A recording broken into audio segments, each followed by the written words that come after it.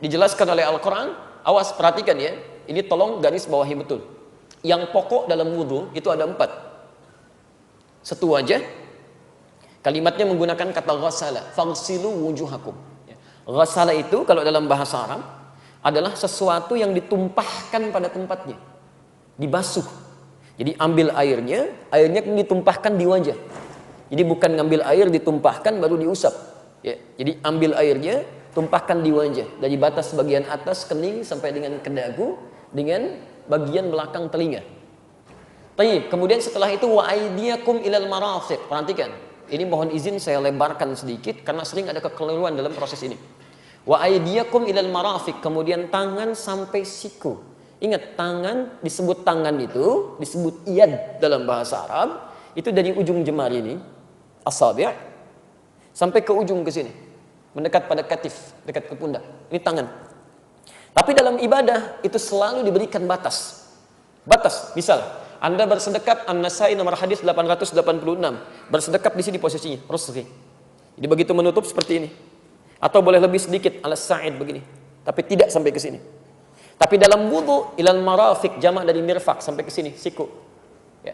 Ingat, tangan, jari sampai siku. Jadi bukan siku ke bawah. Jadi bukan kerannya dibuka, sikunya dibeginikan. Jelas ya? Tapi diambil airnya, turunkan sampai ke siku ke sini. Nanti itu ada hikmahnya, ada penjelasannya.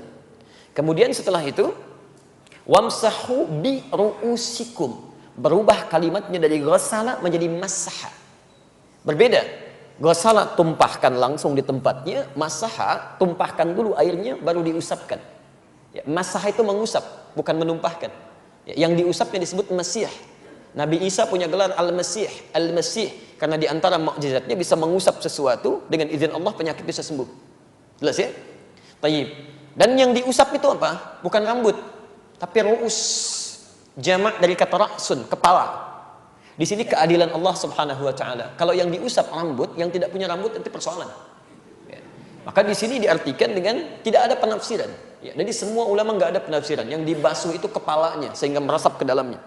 Jadi begitu Anda buka, kemudian Anda ingin basuh, maka kemudian buang airnya, usapkan. Ya. Usapkan ke kepalanya.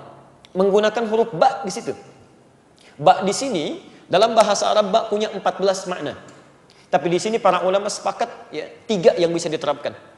1, ba al-istighraq, yaitu mengusap dari depan sampai ke belakang. Jadi begitu Anda ingin berwudu misalnya, Anda kemudian mengusap, buka, tumpahkan airnya, diusap dari depan ke belakang. Jika dalam pelaksanaan itu tidak ada kesulitan berarti, tidak ada penyakit, tidak ada hambatan, untuk laki-laki khususnya, usap dari depan ke belakang. Jika kemudian ada persoalan, misal sakit sebagian dari anggota di kepalanya, sebagiannya, maka ba itu bisa berarti at-tab'id ma'at tahdid. Ya, sebagian dengan batas. Batasnya kata para ulama itu sampai di ubun-ubun di sini. Ya, jadi Anda bisa usapkan sepanjang kena ubun-ubunnya di sini, itu sudah sah dipandang mengusap. Dan yang terakhir, bagaimana jika di ubun-ubun pun ada persoalan? Maka ba di sini berfungsi sebagai at-tab'id min duni tahdid. Ya, mengusap tanpa ada batas sepanjang disebut bagian dari kepala. Dan kenapa hikmahnya menggunakan huruf ba? Karena Masya Allah, Allah lebih mengerti situasi kita, karena tidak setiap orang bisa mengusap secara sempurna. Ada perempuan yang mungkin menggunakan hijabnya dalam suasana di tempat tertentu nggak bisa dibuka. Ibu boleh ambil air di sini, kemudian usapkan sebagian kepala, itu sudah sah. Antum ada persoalan luka misalnya tertentu, kemudian usap sebagiannya, itu sudah sah wudunya. Dan jangan merasa tidak sempurna, karena syariat menetapkan itu.